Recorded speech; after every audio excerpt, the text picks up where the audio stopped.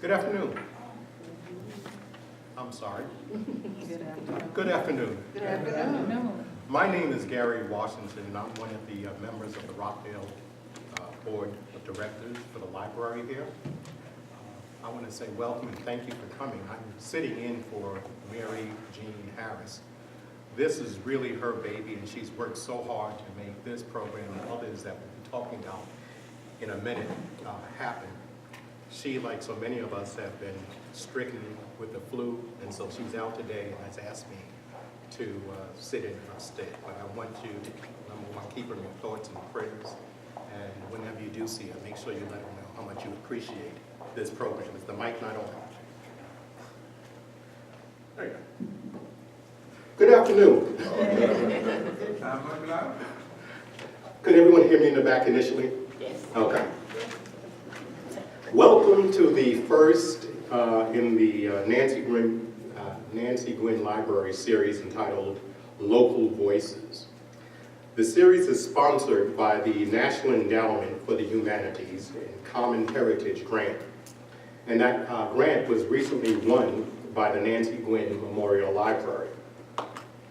The library's Common Heritage Program recognizes that members of the Rockdale African American community have compelling stories that add to the rich cultural mosaic. The grant supports the sharing and preservation of these vital stories. I want to give a shout out at this point to Stacy Brown, who's the director of the library, and the staff, who do a really fantastic job of bringing diverse and interesting programs to the library. Before you leave, make sure that you pick up a copy of The Blade, which is upstairs, and they list many of the programs that they have on an ongoing basis, some of which include couponing, stitching, adult coloring books, Zumba. They have children's programs, so many computer literacy programs, much of which is instructed by Alex, who's today serving multiple functions, including behind the camera. But I want to give a shout out to the library. They do a really fantastic job and encourage all of us to take more advantage of their services. The Local Voices program today is presented in partnership with the Rockdale chapter of the NAACP as part of its month-long Black History Month celebration.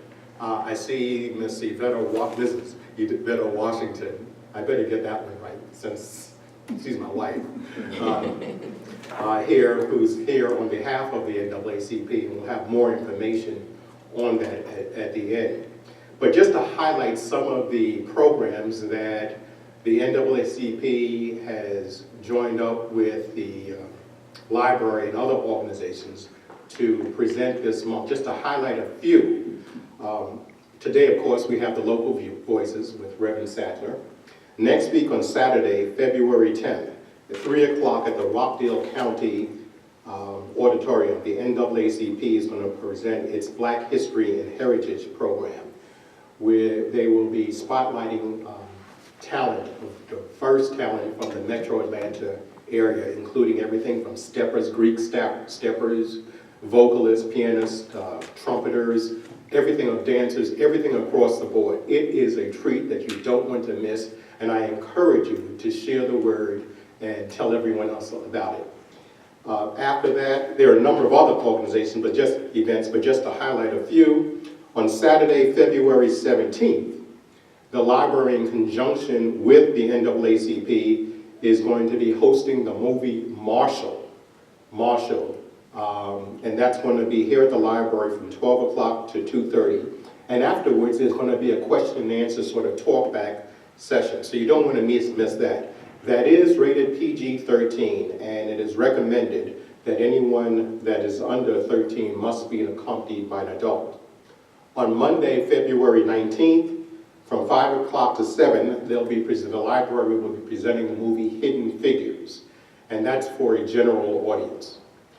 On Wednesday, February 21st, at 1 o'clock, the book club will be studying the book Sing Unburied Sing. That's Yvette, if you can look in my briefcase and hold that up, please. That's a book that is a National Book Club winner, as well as a nominee for the NAACP Literary Image Award. And so the book club will be meeting on Wednesday 21st from 1 o'clock until 2:30. And then on Saturday, February 24th at 12 o'clock, there is a Black History Month festival here at the library, which is a celebration of cultural heritage. We'll have quilters, we'll have storytellers, we'll have a lady who's just remarkable in doing the, is it Sojourner Truth's? Harriet Tubman. Harriet Tubman's story. It's a play monologue, and you really want to see that. Plus we'll have local vendors. So that's going to be very, very exciting, and I look forward to that. Big, after that, on Sunday, February 25th, the NAACP is sponsoring, in conjunction with True Colors. True Colors is headed up by Kenny Leon, who is has won the Tony Award for his direction of the play Fences on Broadway. He's our own local treasure here in Atlanta. He has his True Colors theater group, and they will be doing the play King Hedley. We partnered up with them, and we'll be getting group discount tickets on that. So anyone interested in that can see me afterwards, and we can talk about that. They will also be having a talk back with the actors and actresses after that play. So that's really going to be exciting. So those are just a few of the events. Yvetta will have, I think, flyers, as well as if you stop off upstairs to get a copy of The Blade, that should list all of the events that I have not, some of which I have not addressed. Reverend Sadler is our inaugural speaker for the Local Voices program, and I'm very excited that he is here today. Reverend Sadler is the founder and senior pastor of the Church of New Beginnings here in Conyers, Georgia. He has served in leadership roles for the Conyers-Rockdale Consolidation Committee, United Way of Rockdale County, Rockdale County Task Force Against Family Violence, Rockdale County Department of Family and Children's Services, Rockdale County Sheriff's Offices, Rockdale County Citizens Progressive Award Club. He is also the 2011 recipient of the City of Conyers Spirit Award and the 2015 recipient of the A.R. Gus Barksdale Lifetime Achievement Award. His accolades and accomplishments can go on and on and on. But the thing I think, remember Reverend Sadler for most, we met back in around about 2012, and we were getting together for breakfast at Chick-fil-A, just to kind of meet each other, and that was supposed to be about a 15 or 30-minute breakfast. We ended up staying much more than 30 minutes, much longer than an hour, 2 hours. Indeed, they were serving lunch before we left, and we stayed most of the day. Let me tell you, he is just a wealth of information of local history. What he provides is what I call the backstory. You may know the specific dates that things have happened, but what he provides is the color commentary, if you will, the backstory. So if you will, in a moment when he comes, I want you to give him a hearty welcome. I should also point out that this is being videoed and it will be stored, because much of our history individuals may have, but here in Rockdale, it's not gathered or archived in any one place. And as a result of that grant, I'm very excited to say that this will be recorded and made available not only to those of us that are here, but those who were not able to make it. So if you will, please put your hands together and give a hearty welcome for Reverend Aldren Sadler.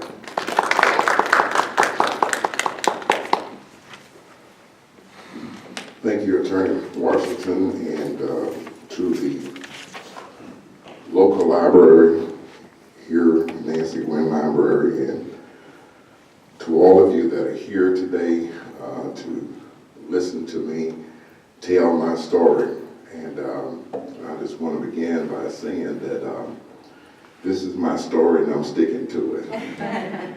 I'm really just excited and elated to be asked to share some of the things that I've witnessed over the years, and there are some of you that know some of the history that I'm going to talk about, and some of you may not know about some of the things that I'm going to talk about. But in many days that have passed, I've shared different information with different people, and oftentimes I would often wish there had been a recorder, someplace where somebody could record some of the things that I'm going to say or have been saying to them. And today, that wish and that desire is being answered because it is being recorded. It will be something that I can pass down to my children and my grandchildren, and they can come back and listen to this and wonder why things are, kind of like the way they are. Before I had,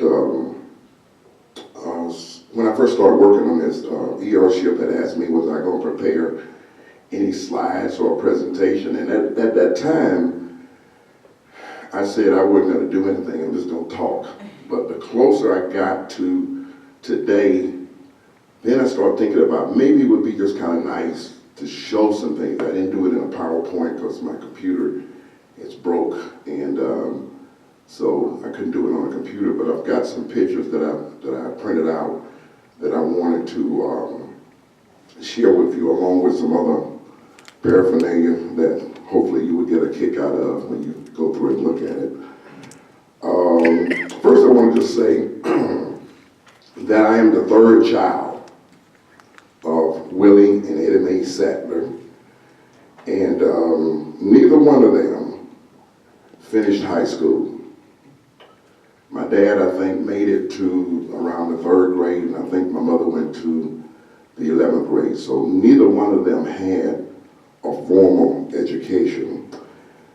My dad spent most of his time when I was growing up working, making mattresses. That's what he did for a living. And my mother was a maid. That's how she earned a living. So all the things that I was able to have as a child growing up was earned from somebody working in a mattress factory and somebody who cleaned somebody else's house. My maternal grandfather owned a shoe shop in Old Town Conyers for many years. I think most of my life, the early part of my life, he owned that shoe shop, and I spent a lot of time in there, and I'm going to talk about that a little bit later. My grandmother on my mother's side was a homemaker, and my fraternal grandfather was a sharecropper, and he lived on a farm behind where is now High Tower Trail School. So behind High Tower Trail School on 138, I spent a lot of times in my early years growing up on that farm. And prior to me being born, my mother and dad had a set of twins. It was a girl and a boy. They were born prematurely. And I think my sister lived about 2 weeks and my brother lived about a month. And so I was raised as an only child. Did not have any sisters or brothers. So growing up, I always felt like my dad was real strict on me. And I didn't understand why he was so strict. Didn't want me to do a lot of things. Didn't want me to go a lot of places. But later on in life, and I'll talk about this a little bit later too, I understood why he was like he was, because he had lost 2 children and he did not want to lose another child, so he was very protective of me. I think the earliest thing that I can remember in my childhood was about the age of 4. And on this particular day, I have no idea what day it was, but I was playing in the yard and I had a little pedal play car. And a man drove up in a pickup truck, and it was loaded with ladders and saws and all that kind of stuff. And he asked me, he said, "Sonny, do you want a house?" And I said, "Yes, I want a house." And they began to start building the house for me and my mother and father. And I guess I was an adult before I actually realized that my mother and dad actually paid for that house. I thought that they built that house because I said I wanted a house. I had no idea at the time. I thought they just came by and asked me if I wanted a house, and they was gonna give it to me, and I had it. Well, when I first entered school, my first day of elementary school was August the 31st, 1956. It was Friday, August the 31st, 1956. Now, how did I know what that date was? How was it possible that I would be able to remember that? Well, let me give you a little clue. It was pretty easy to remember because at that time, the school year started every year at the same time. It always started the Friday before Labor Day. We went one day, that Friday, and it was kind of like an orientation day where you know, once you got in high school, you kind of learned about your classes and all that kind of stuff. And then you had Labor Day off, and then you came back to school on Tuesday after Labor Day. Well, the building that I entered was called Bryant Street School, and there's kind of two things I got to talk about with Bryant Street School, because there was another Bryant Street School before I started the school, and Professor Simmons, who's here with me today, has provided me over the years a lot of history about that particular school. But they had, at one time, they had a professor by the name, or principal. I don't know why black people always call the principals professors, but that was the name that they gave for principals, and his name was Professor William D. Talbert, okay? And I'm going to circulate this if y'all don't mind. This is a picture, an early picture around the 1940s of the Bryant Street School. I know Professor Simmons has seen this picture so many times, and plus he lived it through this area.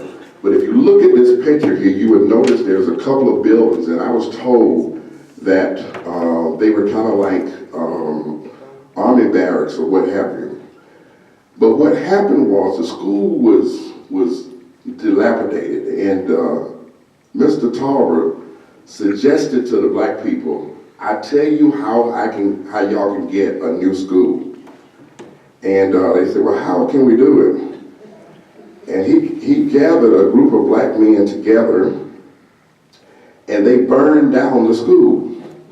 Set that school, the pictures of that one that you see there, on fire, because you know they didn't have no DNA and all that kind of stuff, so they didn't know who did it. And I know some names of some people I was told that was involved in the burning. So they burned the school down so that we could get another school. And after they burned the school down, around 1948, there was a bond program that was issued to build a new school. Now listen to this, y'all. The bond program was to build a new school and to buy some new buses for black kids. The bond referendum was for $50,000. And I think it passed like 95% of the registered voters voted for it. Now, the other thing I need to tell you about this is that this building that they built was a 16 classroom. All right, now I'm going to pass this around. Y'all can start looking at this. This is what the second Bryant Street School looked like.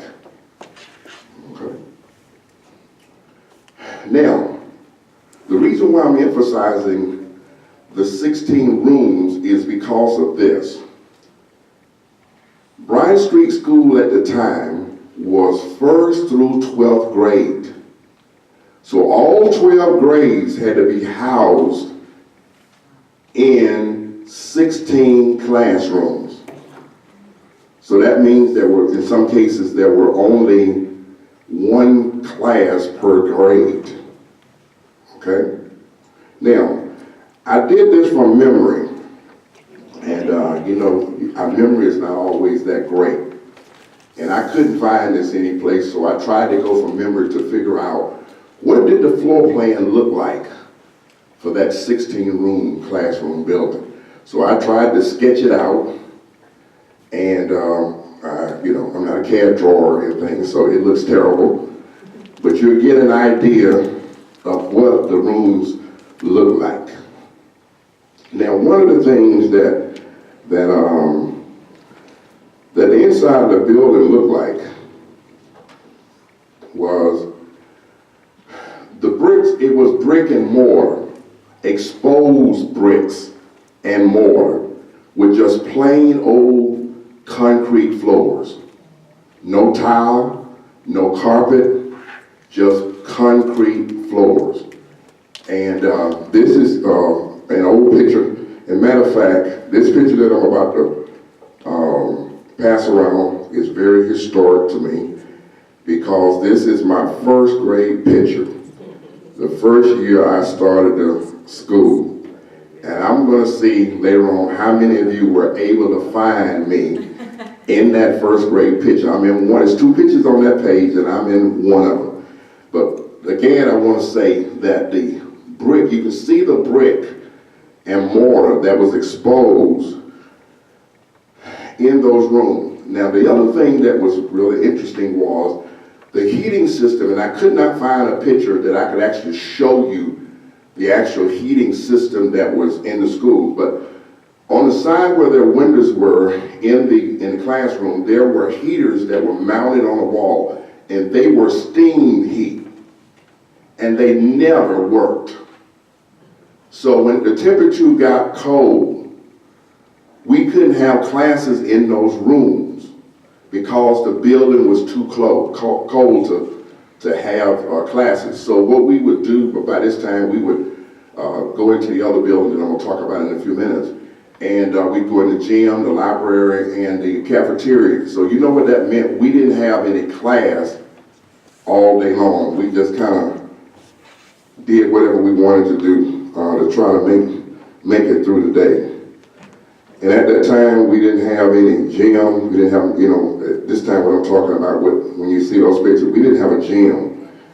And so the basketball team had to play outside. They played their games outside. Now, if you're familiar with the Haydale Senior Center, that's about the approximate area that the basketball court was on. And so they would have to play basically in, sweatsuits or whatever the case was because it would be too cold to play in gym shorts.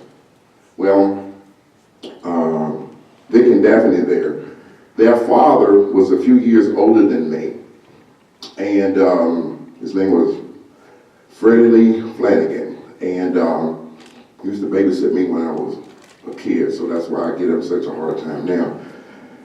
But one of the things that he told me the story, before they were able to play a game right, they had to go out there and fill in the potholes on the court. And he said that gave them the advantage over the visiting team because eventually the dirt was going to come out of those potholes.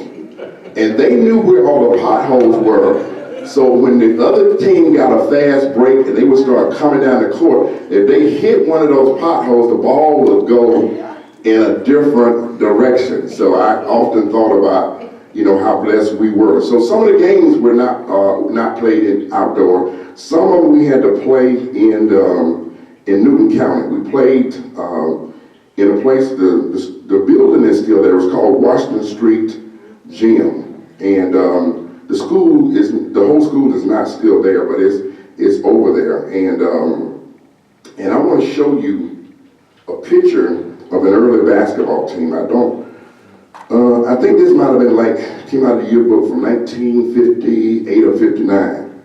Now, this makes me cry when I look at this picture. And the reason why it makes me cry, but if you notice the guys on the team, they don't look sad, they're not crying or anything.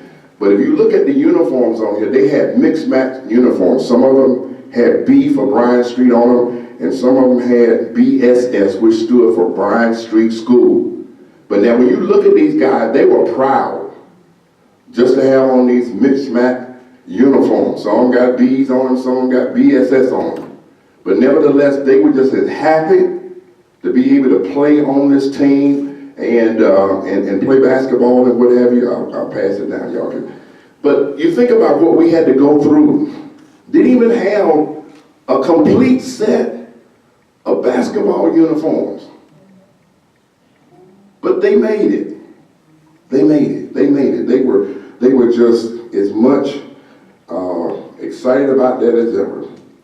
Well, the fall of 1957, we entered the new building, the one over there now where the J.P. Carr Community Center is, and I'm going to show you some pictures of what that looked like before they built all the new buildings around there. Now, here's the thing that I get upset about, and I know we're taping this, and it's going to go on record, but here's one of the things I get upset about when I see that most of that school was lost and it was torn down. That building was built at the same time that Pine Street Elementary School was built. It probably was built by the same person. But in the 90s, they said that our building was dilapidated and it was not structurally sound to maintain. Now, unless they use inferior material in our building and then do it in Pine Street, I still don't understand why Pine Street was able to stand and J.P. Carr was torn down, basically. That was all we had. That was our Taj Mahal. That's where everything happened in that particular school. So what you'll see is a front, you'll see the new building, but along with some of those new buses, those buses were bought with that $50,000 bond. Now let me go back to before we got to that building, and I told you about the building that had the red brick and the mortar and the concrete floors. Well, we didn't have a janitor at that time. And Mr. Hardwick, which was a sixth grade teacher, he always had the boys in his class to sweep the halls in that building. And I'm gonna say something about material that most of you probably don't have no clue what I'm talking about. It was called compound. It was green and then sometimes it was red. And what the boys would do was throw that compound down on the floor and they would take push brooms and they would sweep the halls. And they would use that compound over and over and over. And the purpose of the compound was to keep the dust down off of the, in the air, so when you were sweeping the floors, it wouldn't be going everywhere. So that was the reason why they did the compound. And later on in years, while I'm thinking about it, later on in years, after I got in high school, we had one janitor, which was Coach Cleveland Stroud, and he did multiple things. He drove school bus, and he worked at night, and he was a janitor during the daytime. But he couldn't do all this, the cleaning that was necessary. So right before we went home for Christmas, the boys would wash the windows, literally wash the windows. And some of those who knew how to run buffing machines, they would wax the floors, mop and wax the floors. And now some of y'all may be saying, why y'all do all that? Well, we didn't know no better. We thought we had to do that. We didn't know that somewhere else somebody was doing something different than that. We thought that's the way people went to school. We thought everybody in high school at some point in time would clean their floors and wash the windows and stuff. We just thought that was normal, so we didn't think anything about it. Our books that we got, most of them were always used. And I never really understood why. I can understand if I was taking geometry, which was usually taught in the 10th grade. When I got to the 10th grade, I can understand that the books were being used by the class that was before me. But the school was small, so you knew everybody in high school. And I would look in the back of that book, and there would be names in that I didn't recognize. So who are these folks? I don't remember them going to school here. Well, it turns out that the books had come from the white school. They were handed down to us. I guess they was too old and for them, and they gave them to us. So what my mother would do, back in the day when you went to the grocery store, you had a brown bag that they put the groceries in. They didn't put them in plastic bags, they put them in brown bags.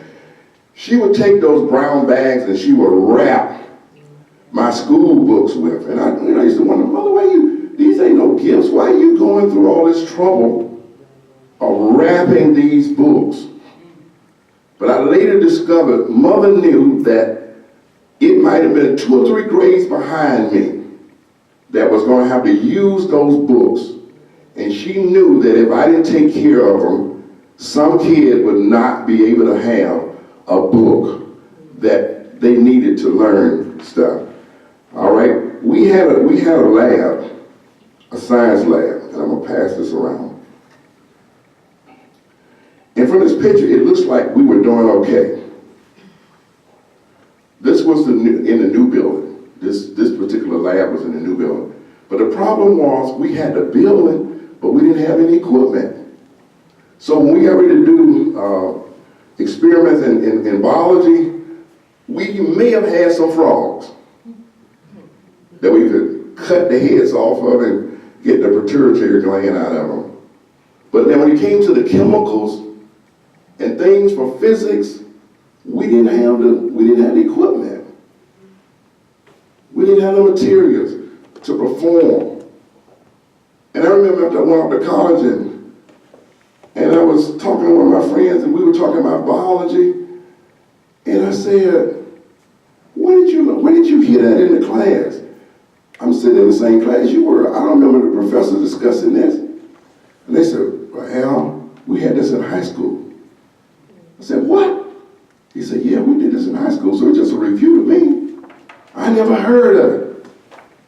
And see, at that time, I was going to go off to college, and I was going to be a dentist. That's what I was going to do. But I didn't. All right. Then around the age of 8 years old, my cousin Aldren and I started delivering papers. And the name of this paper was called the Atlanta Daily World. It was a black newspaper, written by black people, written for black people.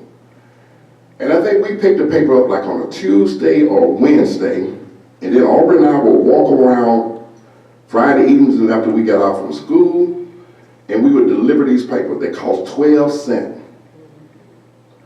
And I used to wonder, why are these black people so excited about getting this old paper? This news is over a week old.